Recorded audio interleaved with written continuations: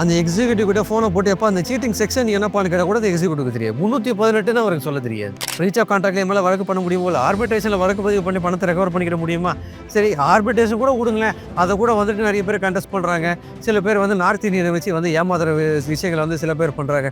ஏன்னா அவன் வந்து பணத்தை வாங்கி ஆகணும், பணத்தை வந்து ரெக்கவர் பண்ணி ஆகணும்னு சொல்லி அவனுக்கு போடுற ப்ரெஷர். சட்டப்படி அவர் அதெல்லாம் பண்ணக்கூடாது. இருந்தாலும் ப்ரெஷர் மேலே ப்ரெஷரை போட்டு அன்எக்ஸ்பெக்டடாக அந்த பிஸ்னஸ் லாஸ் ஆகிடுது. என்ன பண்ண முடியும்? அன்எக்ஸ்பெக்டடாக அந்த இன்வெஸ்ட் எவன்கிட்ட பண்ணி வச்சுன்னா அவன் ஊரை விட்டு ஓடி போயிடுறான். அப்போ இந்த நபர் என்ன பண்ண முடியும்? ஒரு ரெக்கவரி மேனேஜர்லாம் நாங்கள் எதுக்கு வந்து லோக்கல் அதாலத்துக்கு போனோம், நாங்கள் எங்கள் பணத்தை வேஸ்ட் பண்ண விரும்பல, வட்டி போட்டுக்கிட்டே இருப்போம், நீ அந்த வட்டி 20 வருஷம் போனாலும் கட்டி தான் ஆகணும் அப்படின்னு வந்து மிரட்டுறாங்க.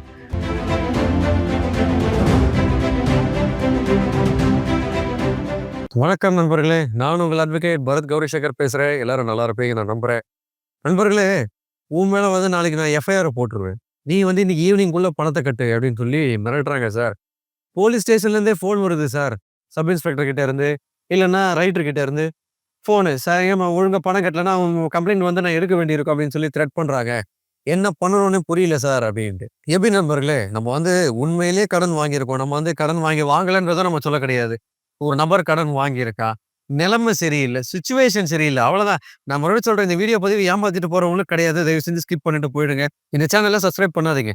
உண்மையிலேயே கடன் வாங்கி அவன் பிஸ்னஸ் பண்ணவனோ இல்லை வேலை செஞ்சானோ நட்டமாயிட்டான், ஆருத்ராவில் போட்டுட்டான், ஐஏஎஃப்எல்ல போட்டான், பரஸ்புரத்தில் போட்டுட்டான், ஏதோ ஒரு அவன் பிஸ்னஸ் நாளைக்கு நல்லபடியாக வரும்னு சொல்லி தானே அவன் செலவு பண்ணுறான். அவன் என்ன வேணுதே கொண்டு போய் நட்டமாவனா போட போகிறான்? ஒரு விஷயத்தில் நாளைக்கு நமக்கு அதில் வருமானம் வரும் அப்படின்னு தெரிஞ்சுதான் ஒரு மனுஷன் வந்துட்டு ஒரு லோனை வாங்குறாங்க, அந்த பிஸ்னஸில் போடுறாங்க. இல்லையா ஒரு வீட்டு செலவுக்காகவே பார்க்குறாங்க.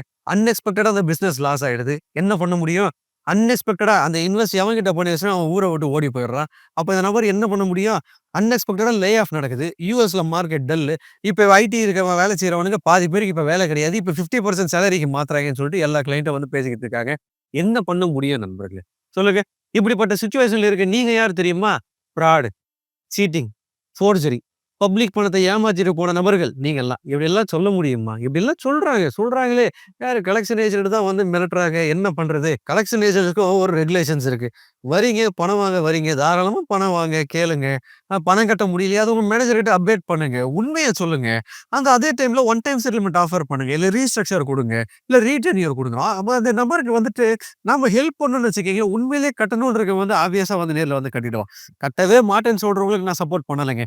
கட்டணுன்ற விருப்பம் இருக்கக்கூடிய நபர்களுக்கு தான் வந்து நான் பேசிக்கிட்டு இருக்கேன் இங்க. இது போல இருக்கக்கூடிய சில கிளைண்ட்ஸ் வந்து என்ன பண்றாங்க, எக்ஸிக்யூட்டிவ்ஸ், கலெக்ஷன் எக்ஸிக்யூட்டிவ்ஸ் அந்த எக்ஸிக்யூட்டிவ் கிட்ட ஃபோனை போட்டு எப்போ அந்த சீட்டிங் செக்ஷன் என்னப்பான்னு கேட்டால் கூட அந்த எக்ஸிக்யூட்டிவ் தெரியாது. 318 அவருக்கு சொல்ல தெரியாது. என்ன பண்ண முடியும்? இது சீட்டிங் இல்லப்பா, இது வந்து பிரீச் ஆஃப் கான்ட்ராக்ட் கேட்டகரியில் தான் முதல்ல வரும். ஒரு அக்ரிமெண்ட் இருக்குப்பா, ஒரு அக்ரிமெண்ட் இல்லாம பணத்தை வாங்கி ஓடி போனா நீ சீட்டிங்னு சொல்லு, தப்பு கிடையாது. ஒரு அக்ரிமெண்ட் இருக்கு, அந்த அக்ரிமெண்ட் படி ஒரு பேங்க் இவனுக்கு சட்டப்படி கடன் கொடுத்துருக்கான், இவன் சட்டப்படி பணத்தை கட்டி தான் ஆகணும். அதுல எந்த விதமான மாற்று பேச்சுமே கிடையாது. பட் கட்ட முடியாத நிலைமையில இருக்கும் பொழுது ஏதாவது உதவிகள் தான். சி, அக்ரிமெண்ட் எல்லாம் நாங்க இந்த ரீடென்யூர் போடல, ரீஸ்கெடியூல் போடல, நாங்க வந்து ரீஸ்ட்ரக்சர் எல்லாம் பண்ண முடியாது. Yes, I can completely understand. But அந்த நபரால இப்ப அந்த பணத்தை பே பண்ண முடியல. இல்ல ஒரு வழக்கறிஞரை பார்த்து வந்து சட்டப்படி நடவடிக்கிறாரு. அப்ப என்ன சொல்றீங்க? மக்கள் பணத்தை ஏமாத்திட்டு போறதுக்கு ஒரு வக்கீல் கிட்ட போறீங்க. இல்ல இந்த ஆன்லைன்ல இருந்து என்னையே வந்து திட்டுறீங்க. என்னையும் மட்டும் கிடையாது, எல்லா வக்கீலையும் தான் திட்டுறீங்க. அதெல்லாம் வந்து பெருசா ஒண்ணும் சொல்லிக்கிறது கிடையாது. ஒரு கலெக்ஷன் எக்ஸிக்யூட்டிவோட வேலை என்னவோ வந்து கலெக்ட் பண்றாங்களா, கலெக்ட் பண்ணி அவரோட ரெஸ்பான்சிபிலிட்டியா. ஒரு வழக்கறிஞரோட வேலை என்ன? ஒரு கிளையண்ட் உதவி, சார் எனக்கு இந்த சொல்யூஷன் வேணும் சார், எனக்கு இது பிரச்சனை இருக்கு சார், அந்த கேஸை எடுத்து சட்டப்படி நடத்துறது தான் ஒரு வழக்கறிஞரோட வேலை. அதை விட்டா வேற என்ன போக இருக்கு? ஒன்றும் கிடையாது. ஒரு நபரை சீட்டிங்கு, ஃப்ராடு, போர்ஜரின்னு சொல்லி மிரட்டுறது தான் வந்து சட்டப்படி நியாயமே கிடையாதுங்க. நான் மறுபடியும் சொல்றேன் உங்களுக்கு, இது வந்து ஒரு பிரீச் ஆஃப் கான்ட்ராக்ட். ஒரு கான்ட்ராக்ட் இருக்கு, அந்த கான்ட்ராக்டை நீங்க பிரீச் பண்ணிட்டீங்க. எஸ், அந்த கான்ட்ராக்டை பிரீச் பண்ணது சட்டப்படி தப்பு தாங்க. அது வந்து கரெக்டாக ஜஸ்டிஃபை பண்ணல. நீங்க அதுக்கான அட்வொகேட்டை போய் கான்டாக்ட் பண்ணி இந்த கான்ட்ராக்ட் இதாங்க, இந்த பாருங்க சார், ஹெச்டிஎஃப்சில லோன் அக்ரிமெண்ட் இருக்கு சார், 22% இல்ல 14% நான் பர்சனல் லோன் வாங்கியிருக்கேன், இல்ல 18% வந்து வாங்கியிருக்கேன், இது என்னால பே பண்ண முடியல, இதுக்கான சட்ட நடவடிக்கையை எடுத்து கொடுங்க. பிரீச் ஆஃப் கான்ட்ராக்ட்ல மேல வழக்கு பண்ண முடியுமோ, இல்ல ஆர்பிட்ரேஷன்ல வழக்கு பதிவு பண்ணி பணத்தை ரெக்கவர் பண்ணிக்கிட முடியுமா? சரி, ஆர்பிட்ரேஷன் கூட விடுங்களேன், அதை கூட வந்துட்டு நிறைய பேர் கண்டெஸ்ட் பண்றாங்க. சில பேர் வந்து நார்த் இந்தியனை வச்சு வந்து ஏமாத்துற விஷயங்களை வந்து சில பேர் பண்றாங்க. லோக் அதாலத்து ஒரு அருமையான விஷயம் இருக்குல்ல. லோக் அதாலத்துல ஒருத்தர்கிட்ட வந்து பணத்தை நம்ம சரி பண்ணிக்கிட முடியும் இல்லையா? அதுவும் பண்றது கிடையாது. ஃப்ராடு, ஃபோர்ஜரி, ஏமாத்திட்டு போயிட்டாங்க. ஒரு ரெக்கவரி மேனேஜர்லாம் நாங்க எதுக்கு வந்து லோக் அதாலத்துக்கு போனோம், நாங்க எங்க பணத்தை வேஸ்ட் பண்ண விரும்பல, வட்டி போட்டுக்கிட்டே இருப்போம், நீ அந்த வட்டி 20 வருஷம் போனாலும் கட்டி தான் ஆகணும் அப்படின்னு வந்து மிரட்டுறாங்க.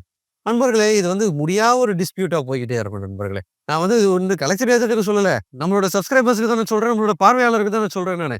முடியாவிடையா வந்து ஓடிக்கிட்டே இருக்கும். என்னைக்குமே கடன் பே பண்ண முடியலன்னா, நீங்க பயப்படாதீங்க.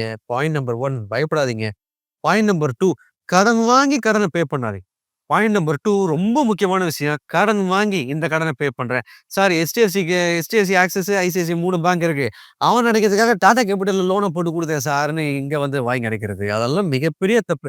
அது நீங்க மட்டும் கடனாளி ஆவல. இன்னொருத்தரையும் பிரச்சனைக்கு வாடா, சண்டைக்கு வாடான்னு சொல்லி நம்மள இழுத்து விட்டுர்றோம். அத பண்ணாதீங்க. ஒரு கடன் பே பண்ண முடியலன்னா, அப்படியே ஸ்டாப் பண்ணுங்க. அப்படியே ஸ்டாப் பண்ணி ஆடிட்டர் கிட்ட இமிடியேட்டா கூட்டு போய் ரீஸ்ட்ரக்சர், ரீடென்யூர்க்கு அங்க போய் அப்ரோச் பண்ணுங்க. அப்படி முடியலையா, அட்வொகேட்ட பார்த்து அடுத்த சட்ட நடவடிக்கை என்னவோ அது வந்து மூவ் பண்றதுக்கான வழிகள பாருங்க. எக்ஸிக்யூட்டிவ்ஸ் கிட்ட நீங்க பேச்சு வாங்கணும். எதுக்கு? நீங்க சட்டப்படி மூவ் பண்ணல. அதுக்காக எக்ஸிக்யூட்டிவ்ஸ் வந்து காரிய துப்ப தான் செய்வான். ஏன்னா, அவன் வந்து பணத்த வாங்கி ஆவணும். பணத்த வந்து ரெக்கவர் பண்ணி ஆவணும்னு சொல்லி அவனுக்கு போடுற பிரஷர்.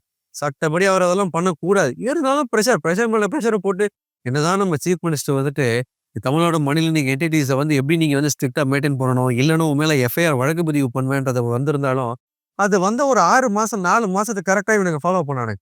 இப்ப பாத்தீங்கன்னா, திருப்பி அதெல்லாம் மறந்துடுறது. அதெல்லாம் அப்பயே முடிஞ்சு போச்சு. அதெல்லாம் வந்து பேங்க்குக்கு தான் செல்லும். என்பிஎஃப்சிக்கு செல்லாது. அதெல்லாம் வந்து ஸ்டேட் பேங்க் ஆஃப் இந்தியாக்கு தான் வரும். ஹெச்டிஎஃப்சிக்கு அது கிடையாது.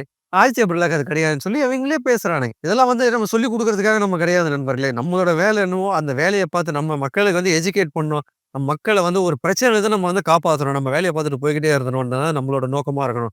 இப்ப பார்க்குறவங்க என்ன தெரியுங்க எங்க வந்து பேசுவாங்க. எங்க கிளையண்ட்ஸ் கிட்டயே சொல்றேனே. ஒரு வழக்கறிஞர் மூலியமா ஒரு கிளையண்ட் வராங்க. ரெஃபரல் மூலியமா ஒரு கிளையண்ட் வராங்கன்னா, அவங்ககிட்டயே போயிட்டு, இவரு வந்து பணம் கட்டாம ஏமாத்துற வக்கீலு.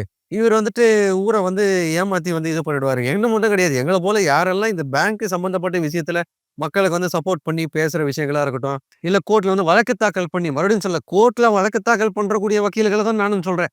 கோர்ட்ல வழக்கு தாக்கல் பண்ணி பண்ணக்கூடியதா இருக்கிறாங்க. இவங்கலாம் வந்து ஏமாத்துற வக்கீலா ஆயிடுறாங்க. ஏங்க நான் வந்து கோடீஸ்வரனுக்கு போய் நாங்க வந்து வழக்கு வந்து தாக்கல் பண்ணல. லட்சமா இல்ல கோடி கோடியா வந்து 10 கோடி, 20 கோடின்னு சொல்லி ஃபீஸ் வாங்கல. பாதி கிளையன்ட்டுக்கு இங்க ஃபீஸ குடுக்கவே முடியாது.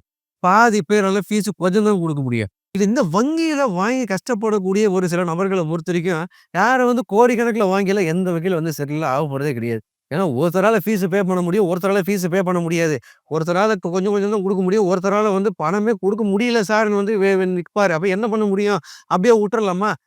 நான் அவ்வளோதான் நம்மளும் விட்டோம்னு வச்சுக்கங்களேன், நாளைக்கு தவறான முடிவுக்கு தான் அவரு போய் நிப்பாரு. அதெல்லாம் வந்து உதவின்றது நம்மளால முடிஞ்ச அளவு பண்ண தான் செய்யணும். முடியலன்னு சொல்லி நம்ம முடிச்சிடணும். அத வந்து உதவி பண்றேன்னு சொல்லி கூப்பிட்டு அதுக்கப்புறம் வந்து நம்ம வந்து பணம் கேட்கிற வேலை அதெல்லாம் வந்து நம்ம யாரும் எந்த வக்கீலும் வந்து பண்ணவே மாட்டான். அதுவும் இந்த ஃபீல்டுல இருக்கக்கூடிய வங்கிகளோட கேஸஸ் நடக்கக்கூடிய எந்த ஒரு வக்கீலுமே வந்து அந்த விஷயங்கள பண்ணவே மாட்டாங்க. என்னைக்குமே ஃப்ராட், ஃபோர்ஜரி, சீட்டுன்னு சொன்னாங்கன்னா ஒரே ஒரு பாயிண்ட் தான். நீ போய் என் மேல கம்ப்ளைண்ட் குடுத்து என் மேல ஃப்ராட் கேஸுக்கு எஃப்ஐஆர் குடுத்துக்க. நான் வந்து அந்த கேஸ கன்டெஸ்ட் பண்ணிட்டு நான் கோர்ட்ல எப்படி நான் ஸ்குவாஷ் பண்ணணுமோ அத நான் பார்த்துக்கிறேன்னு சொல்லி தாராளமா சவால் குடுங்க. அதெல்லாம் எந்த பிரச்சனையும் கிடையாது. அதே சமயத்துல ஒரு ஆடிட்டர், வக்கீல நீங்க கூட வச்சிருக்கிறது என்னைக்குமே நல்ல விஷயம். மறுபடியும் ரிப்பீட் பண்றேன்.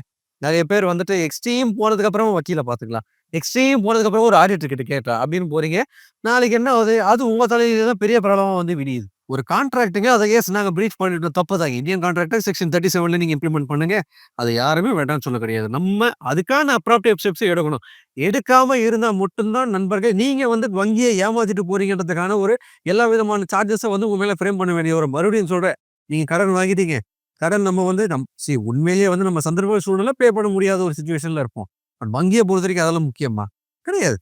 எனக்கு தேவை பணம். அந்த பணத்த குடுத்துட்டு நீ போற வழிய பாரு. நீ எங்க வேணா கடன் வாங்கு. உன் ஃப்ரெண்ட்ஸ் கிட்ட வாங்கு. அக்கம் பக்கத்துல வாங்கு. இல்ல செயின வந்து அடமானம் வை. தலைய அடமானம் வை. எத வேணா பண்ணு. எனக்கு தேவை என் பணம் அத குடும்பான். என்ன பண்ண முடியும் ஒரு நபரால? நீங்க வந்து எந்த ஸ்டெப்புமே எடுக்காம, நாம வந்து எஸ்கேப் ஆயிடலாம். இல்ல வந்து வேற வீட்டுக்கு மாறி போயிடலாம். ஊர விட்டு போயிடலாம் அப்டின்னீங்கன்னா, அப்போதான் வந்து இந்த பிரச்சனை என்னாவும் ஃப்ராடு, ஃபோர்ஜரி, சீட்டிங்ன்ற மேட்டர் கேட்டகரி கீழ எல்லாமே பெருசாகும். அது சேம் ஆர்பிட்ரேஷன் மூலியமா உங்கள எப்படியாவது கண்டுபிடிச்சு உங்க மேல அவார்ட் எல்லாம் பாஸ் பண்ணிடுவாங்க. சைமல்டேனியஸ்ல வெஸ்ட் பெங்கால்ல வாரண்டி இனிஷியேட் பண்ணிடுவான். நம்ம தப்பிச்சு போயிட்டோம். எங்கேயாவது ஊர விட்டு நம்ம ஓடிட்டோம். கண்டுபிடிக்க முடியலன்ற பட்சத்துல வாரண்ட்ட எக்ஸிக்யூட் பண்ண ஆரம்பிச்சுருவான். அந்த பிரச்சனையில நீங்க தப்பிக்கிறது சிரமமான விஷயமா போயிடும். பிரச்சனை சின்னதா இருக்கும் பொழுதுட்டு கிள்ளி எறிஞ்சிருங்க. இல்ல அதுக்கான மருத்துவத்த தேடுங்க. பெருசாக்கிட்டு நம்மளே அந்த ப்ராப்ளத்த பெருசாயிடுச்சுன்னு நம்ம புலம்பக்கூடாது என்னைக்குமே. நண்பர்களே, இந்த வீடியோ பதிவு உங்களுக்கு ஒரு பயனுள்ள பதிவா இருக்கும்னு நான் நம்புறேன். மேலும் பல வீடியோக்கள் நான் உங்கள சந்திக்கிறேன். நன்றி, வணக்கங்க.